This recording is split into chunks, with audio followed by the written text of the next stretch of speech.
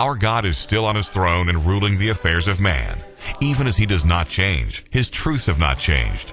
Thankfully, God still has a people which proclaim that old-time religion, setting forth his sovereignty, and the old paths of truth where we can find rest for our souls. Welcome to Word of Sovereign Grace, a ministry of Paradise Primitive Baptist Church in Arlington, Texas. Get your Bible, call your friends, and sit back as we open the King James Scriptures to explore the glorious Word of Sovereign Grace. Here's this week's message. We surely count it a wonderful privilege to come before you one more time.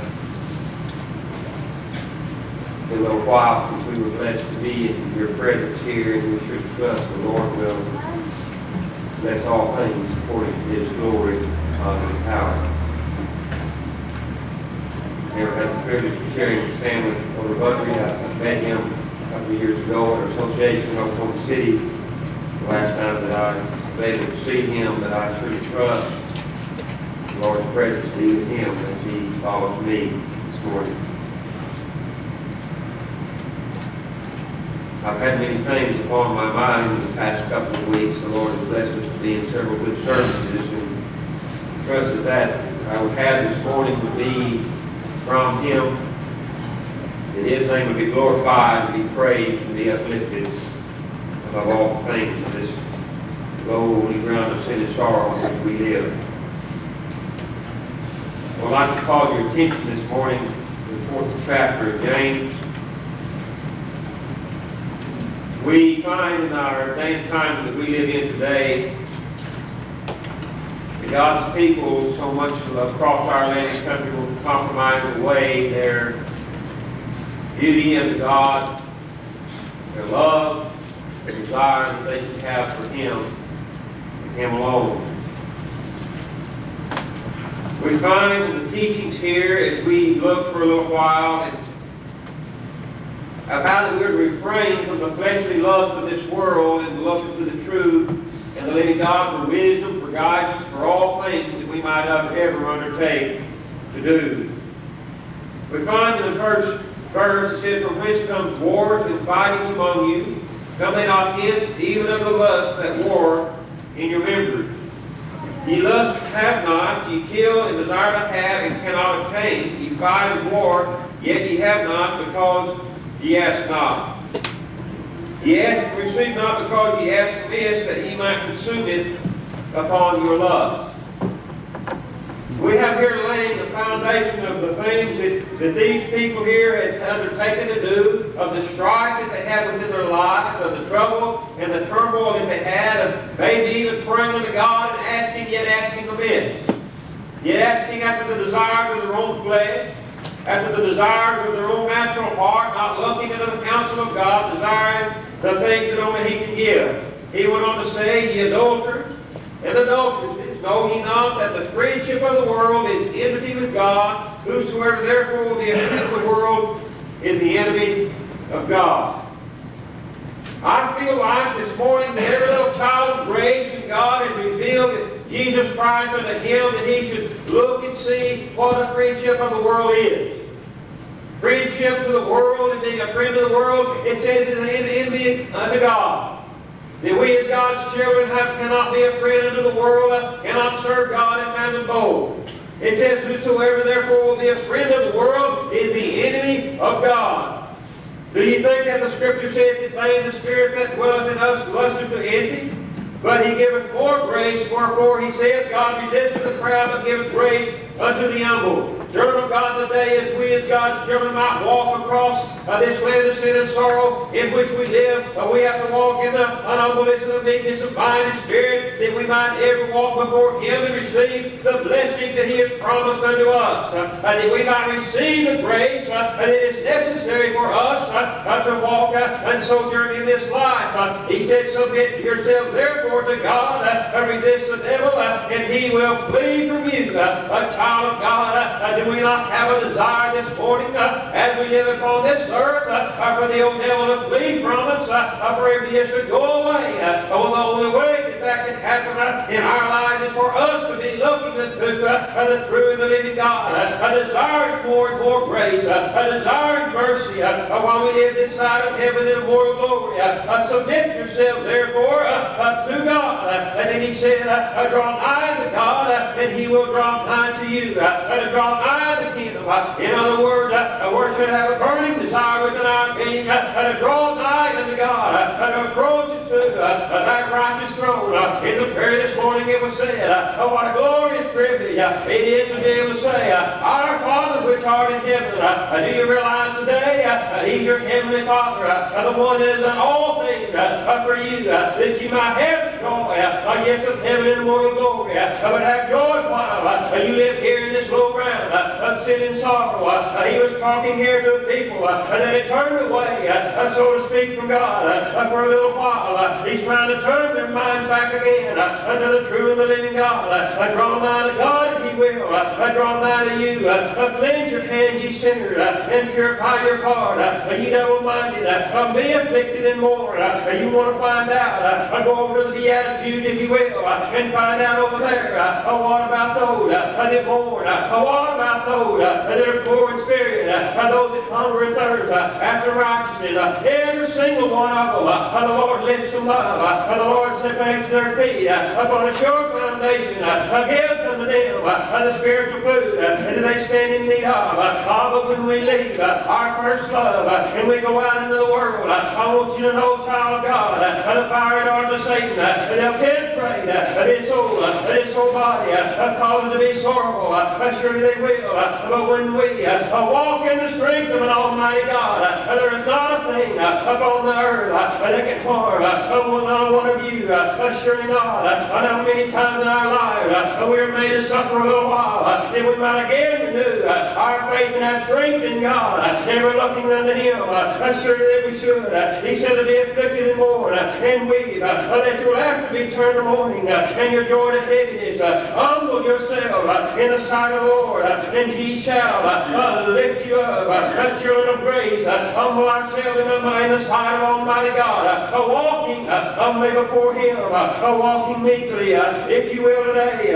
We need to turn unto Him, the true and the living God. If you'll go with us into the Galatian letter, we want to find out what Paul said about it over here. And this is one of the things we find in the day and age in which we live today. So many of God's people, many men claiming to be ministers of God, this is their desire more so than the things of God. He said in the 10th verse, he said, For do I now persuade men or God? He said, Or do I seek to please men? For if I yet please men, I should not be the servant of Christ. A child of grace today, do we have a desire to be the servant of Christ, to be a prisoner unto Him, if you will, serving Him as our Master and as our Lord and our King. But here he said, do I seek to please man, or do I seek to please God? Who do we desire to please today? Who is the very utmost in our heart? Do we want to please the old desire of this old natural flesh, or to please God, the true and the living God, the King of kings and the Lord of lords? He said, But I certify you, brethren, that the gospel which was preached of me is not after man. I want you to understand today that we have here within this book is not after man.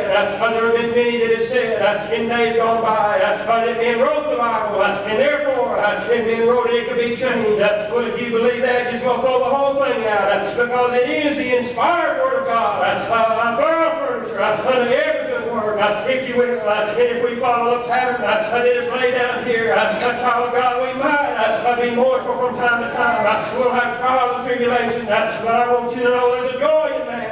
Yes, there is. Look at old Moses there. He had born there. Sure, he had all the things. Those Pharaoh, if you will, they were been in his hand. But he saw in the affliction of his people there, he saw joy in that suffering, I believe. Surely that he did. Children of grace today, if we suffer for the name's sake of the Lord and Savior Jesus Christ, I want you to know there's a joy there. It's not out there in the world. It's a feeling from in here that you cannot in any way experience in the things of the world, but only in the service of Almighty God. And I don't just mean in church on Sunday morning. It's an everyday thing for you and I today. Are you not glad if the Lord doesn't come down from His lofty habitation one day a week, but every single today that He's able to visit you within your home. How does this take place? Well, I want you to know His presence is always there. But it said to draw nigh unto Him, and He'll draw nigh unto you, a child of God, that we might feel His blessed guidance, His blessed presence in our lives while we live in this world. And now notice what He said. Now this is one thing that I believe we need to realize and recognize as the truth. For I neither received it of man, neither was I taught it. And you know, the elder said this morning that sometimes it looks so easy. I want you to know, without the spirit and direction of Almighty God, it's the hardest thing. It cannot be done. I don't care how hard you try. And that's also in His service for each and every child of God that walks along His land, that He has got to look to God. And I want you to know today, if you follow Him, it's not an easy road from a fleshly standpoint, but the joy that you'll have far outweigh anything this old world might have to throw back in your face. But He said, for I neither received it of man, neither was I taught it, but by the revelation of Jesus Christ. Sometimes we wonder, or made within ourselves and our beings, why people cannot see this beautiful picture that the Lord has blessed us to see. It comes by the revelation of Jesus Christ. By His power and His authority that He reveals unto His children and leads them in those pastures that they might enjoy the blessing that only we can give. For I neither received it of man, neither was I taught it, but by the revelation of Jesus Christ. We have heard of my conversation in times past in the Jews' religion, how that beyond measure I persecuted the church of God and wasted it. This is the Apostle Paul speaking here, a man that was very well educated, if you will, in his day, a man that had much knowledge in the law. He thought at one time that he was doing the work of God. When he was persecuting the church there, he thought he was doing the right thing of the children of grace. You know, when he was struck down there on that road to Damascus over the light that was brighter than the noonday sun, Lord, what will you have me to do? You know, that's a question we ought to ask every day when we rise up from our bed. Lord, what would it be your desire for me this day? That whatever that I would do would honor and glorify your name above all the things of this world. He said and profited in the Jews' religion above many my evil in my own nation, being more exceedingly zealous of the traditions of my fathers. But when it pleased God, are you not thankful today that it pleased the Lord of glory to reveal Himself in you, that you're able to see the joy, you're able to lay hold upon the joys of salvation, and enjoy the privileges, if you will, of Zion, enjoy the blessings of it that only God can give. But when it pleased God, who separated me from my mother's womb and called me by His grace, oh child of God, by the grace of Almighty God, around the world, do you think from time to time we have the strength to go on and to carry on in this life? Surely it's by His grace. It's not by our own natural strength, but even the natural strength that we have. I want you to know that was given to us by God. We have nothing to claim of our own. It's all glory, honor, and praise unto His righteous name. But when it pleased God, who separated me from my mother's womb and called me by His grace, to reveal His Son in me, that I might preach Him among the heathen, immediately I conferred not with flesh and blood. You know, children of grace, many times we want to consider in ourselves. We want to reason out from a natural standpoint, those things that are this old earth. But I'll promise you, if we do that, we're going to come up on a dead end every time. It might seem good for a little time this season upon this earth.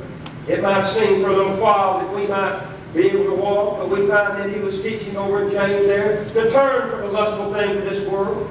He said, you adulterers and adulteresses, in other words, you've left your first love for another, a child of God. We find that we, as God's children, need to look unto Him in all things. Notice what He said here in the 5th chapter of the Galatian letter. You know, we're a prisoner of Christ, and yet at the same time we're free. How can you be prisoner and be free at the same time? It doesn't make sense in the natural mind. But we find that we're a prisoner of the Lord, and we should be joyful in that. Should be joyful and hold it near and dear in our heart. You're not free, child of God. We're not free to walk with the desires of this flesh and to follow the pattern of the world. No, we're in the prison, if you will, of love, the loving bars of Jesus Christ, and wrapped around about us loves that we should never want to leave. That's one you should never want to get out of, but you should want to dwell there. I guess as David said, one thing that I desire, that will I seek after, that I may dwell in the house of the Lord all the days of my life. He didn't say just on Sunday morning. He said all the days of my life. Yes, children of grace, if we should desire that first love above all and everything else. Now notice what he said in the 5th chapter of Galatians. Stand fast therefore in the liberty wherewith Christ hath made us free. Now children of grace are free from the bondage of this old world. So many of God's children today walk in bondage, only again go back and entangle themselves with law under the works, if you will. But we find we've been set free from those things, from the bondage of it. He said, indeed, not entangled again with the yoke of bondage. Children of God today, we need to realize there is a rest unto the people of God, as he said in the Hebrew letter. Therefore, there remaineth a rest unto the people of God. What has the Lord done for you? I want you to know today, you go back over Joshua, I believe it was, and he told them to go into the land there, the land of Canaan, and he gave them, he said, you go and possess the land that I have given you to possess. And they didn't go and take that land. The Lord said, I've already given to you to possess it. It's already yours. You go and live in the houses that I've given you to live in. You go and enjoy the bounty of the land that I've planted. A vineyard you didn't plant, a house you didn't build. The Lord gave it to them through His wondrous grace and mercy. Oh, how in the world do we want to leave that first love? Now I say unto you today, what has the Lord done for you? Oh, it ought to make your heart shout for joy. It ought to make you wells of salvation springing up from your very bosom when you see Him high and lifted up above the things of this old life. It ought to cause you to want to sing praise to His name. It ought to cause you to have a desire to want to dwell with the saints of God in His house, surely in His kingdom and spiritual kingdom while you live here in this low ground of sin and sorrow. Shout His praises unto His name. Oh, people have become so worried about what society's going to think. We've got a pattern after society, so we're not going to look a little peculiar here. Well, my Lord and Savior, He was never accepted by society, if you will. No, He was ridiculed and He was condemned. And yet our lives ought to be patterned after His life, our first love, and not be adulterers and adulteresses, and turn from Him looking for another, because I promise you there's not another out there. There's not another out there. He is the only one true and living God. Stand fast, therefore. In other words, be unmovable. Be unmovable from the faith. Exercise the faith that God has given us. Stand fast, therefore, in the liberty wherewith Christ has made us free. So what are we to do? If you go to the 12th chapter or whenever, you're going to find the Apostle Paul's teachings there. He said, I beseech you therefore, brethren, by the mercies of God. That gives you that foundation to hold you. The only way you can do it, by the mercies of God, that you present your bodies a living sacrifice, holy, acceptable unto God, which is your reasonable service. Which is your reasonable service. How many times do we hear this day and age, the Lord won't have to hold up His end of the deal? The Lord's already held up more than anything He hasn't ever done. We were not worthy of His wondrous love, His precious Son to come to this little round of sin and sorrow. And yet, children of grace, He loved you with an everlasting love. A love we cannot begin to understand before we're subject while we're in these fleshly bodies. And yet, we find so many times that we want to go away from it. We find many times a little child in our natural lives, a little son or daughter may go away. You read the story of the prodigal son. You're all familiar with it. Go back and read it. Left that he had in his home. He thought there'd be something better out there. Isn't it a shame so many times we have to go down to the degradatory things of this life to make us realize that at home is my Lord, where I was able to eat of the good and rejoice in His precious presence while I walked upon this earth. Isn't it a shame many times that we have to be reminded that we become adulterers and adulteresses and turn from Him to seek the things of this old world. But I will say to you today that as God's children, that you just have a burning desire in your heart to serve Him. Not on Sunday morning, but every day that you get upon the service. That you have a desire to be the Lord's people and dwell with Him. That you have a desire to walk to uplift, uphold His name, publish His name, and hold His banner from up high. I've said many times before, and I'll say to you here today that I believe we should not have to ever tell anyone that we love our Lord. They ought to see it through life. They ought to see it by the way we live. They ought to see it through our conversation. You know, Peter, it's so fearful for his life. They said unto him that he wanted them, his conversation, keep him away. And he began to curse. Curse the Lord. I never knew the man. You know, we don't think about it, but how many times do we do that in our everyday life? Even his conversation gave him away. He spoke like the Lord. Should we not bear those marks? The Apostle Paul said, I bear my body the marks of the Lord Jesus Christ. I bear my body those precious marks. Should we not, as we live in this life, desire not that we be glorified, but that through our lives, Christ Jesus would be reflected and be praised in the highest strain. That's our duty, and Solomon said, let's hear the conclusion of the whole matter. And if I'm not mistaken, it said that in Solomon's wisdom there was not one before Elijah, and there will not be one afterwards. And he said that he had desired everything that he desired, in part, his eyes saw that he desired that he had it. He was been blessed very abundantly by God. And yet he left on everything that he had, instead of gall, vanity, and vexation of the spirit. He come to the conclusion, I believe it was in the 12th chapter of Ecclesiastes, he said, let us hear the conclusion of the whole matter. Fear God and keep His commandments is the whole duty of man. When we go back to Paul's writing to the Romans, I beseech you therefore, brethren, by the mercy of God, do you not see the harmony that Solomon and Paul, and they want to say this book was written by man? That you present your body as a living sacrifice, wholly acceptable unto God, which is the reasonable service. Be not conformed to this world, but be ye transformed by the renewing of your mind.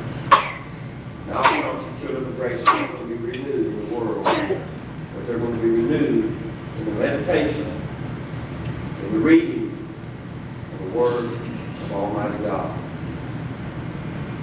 I've always loved history. When I was in school, I very much enjoyed reading about our history and had this come along. You know, I was made to think the other day, if I was a child 30 years from now, I would hope I would be ashamed to read what would be written down about our land and country, the things that would be penned about her and the avenue she went after. The children of God, the greatest that's ever been written, that we have the record is right here. And this is all that we need. This is all we stand in need of. It said that everything that Christ had done and all the things that He did while He was upon the earth had been written. The world could not contain the books. But God gave us what we need. He gave us what we need.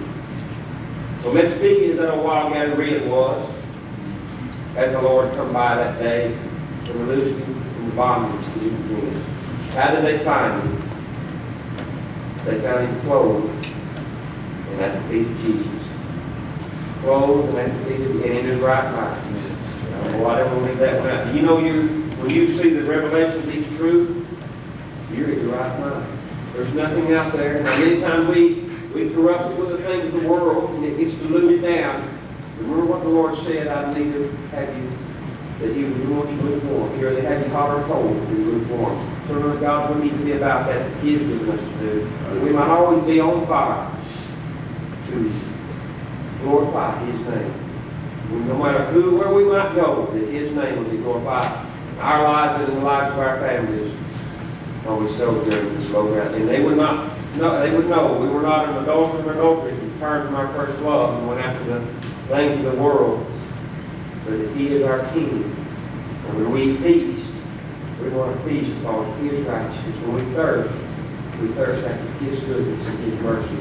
And we desire those things. And if you feel so poor and weak and undone, don't think it a strange thing, but rejoice in that your Lord, right hand of salvation, is there to hold you, to keep you. Elder Minister talking this morning, and I'll say this in closing about the song, about the difference in the wording of the song. And I've sang the song many, many times. Sweet Rivers of Redeeming Love, I believe it was. In one verse, it talks about how we hold the Savior in our arms. Never did stop to think about it. In the book they have here, the words are that He holds us in His arms. Is that not much glory? That's the truth.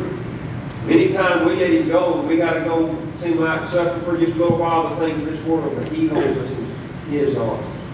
A prisoner of the Lord, what a glorious thought. Let's never turn from Him at all. We're going to fall many times. Thanks be unto God. As David said, His mercy endureth forever.